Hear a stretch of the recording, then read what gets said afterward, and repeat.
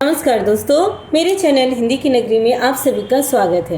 तो आज की क्लास में हम समझेंगे कबीरदास की साखी नंबर 13 जो गुरुदेव को अंग से ली गई है। तो आइए साखी को पढ़ते हुए इसके भावार्थ को समझते हैं। साखी कुछ इस प्रकार है। ज्ञान प्रकार्या गुर मिल्या सो जिनि बिसरी जाई, जब गोविंद कृपा करी तब गुर मिलिया आई। कबीरदास जी का यदि यह विश्वास है कि गुरु गोविंद दो खड़े काके लागू पाए, बलिहारी गुरु आपने जिन गोविंद दियो बताए। ये दोहा आप सबको पता है कि कबीरदास जी को गुरु के ऊपर अपार विश्वास है। तो वहीं कबीरदास जी यह भी याद रखते हैं कि जब गोविंद कृपा करी तब गुरु मिलिया आई, यानी कि जब गोविंद की कृपा होती है तभी गुरु से, सच्चे गुरु से मुलाकात भी होती है ना। तो कबीर को इस बात की प्रसन्नता है कि उनके गुरु ज्ञान से पूर्ण और ईश्वर की कृपा से प्राप्त हुए हैं।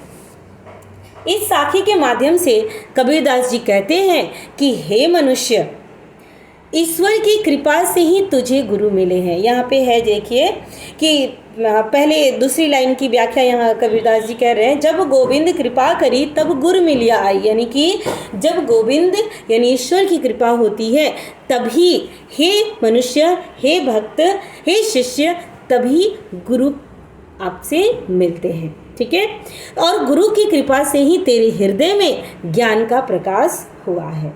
तो ज्ञान प्रकार्या गुरु मिलिया सो जिनि बिसरी जाई, ऐसे गुरु और उनके ज्ञान को तो कभी मत भूल जाना। ठीक है, यानी कि गुरु, ईश्वर की कृपा से जो गुरु की प्राप्ति हुई है, गुरु ने जो ज्ञान रूपी वर्षा की है, उनके ज्ञान को, उनके ज्ञान के प्रकाश को कभी भी ना भूलना, उस गुरु को कभी भी ना भूलना, नहीं तो क्या होगा, फिर से इस संसार चक्र में निरंतर तुझे भटकना पड़ेगा। इस तरह से कबीरदास जी इस साखी के माध्यम से मनुष्य को गुरु की महिमा, उनके ज्ञान की महिमा का वर्णन करते हैं और कहते हैं कि ऐसे सच्चे गुरु का साथ कभी भी छोड़ना नहीं चाहिए, नहीं तो इस संसार सागर, संसार चक्र में निरंतर भटकना पड़ता है, यानी कि बार बार जन्म और मृत्यु के चक्र में फंसना पड़ता है।